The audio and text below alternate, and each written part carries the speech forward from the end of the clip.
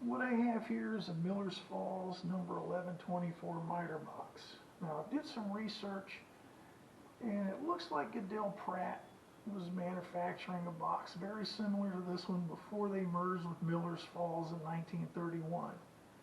Now Miller's Falls manufactured this miter box all the way up until 1982 when they went out of business. And when you look at it, you think maybe it's an Acme Langdon miter box that was manufactured by Miller's Falls, but it also looks very similar to the all-steel miter box that Miller's Falls manufactured up until the late 60s.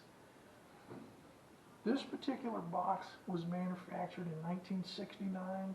Somewhere along the way, Miller's Falls started stamping the date that it was manufactured up underneath. Now, there's no work stops or holding devices on this miter box. There's no vernier scale. There's no oil light bearings in the saw guides.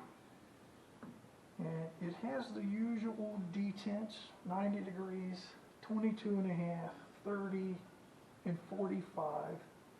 And one thing it does have in common with the Acme Langdon miter box, it has a locking device under here. You can set it in between the detents and lock it down for cutting odd angles, which is kind of nice to have. Now, the saw that came with it, I don't know who made it. The only thing it has on it, it has the medallion just says Warranted Superior. It's 5 inches by 24 inches, and it's kind of the typical late 1960s, saw. That's really about all I got to say about that thing.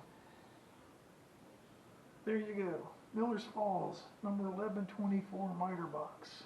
I'll put some close-up photos of some of the parts just so you can get a little clearer look at how this thing's put together.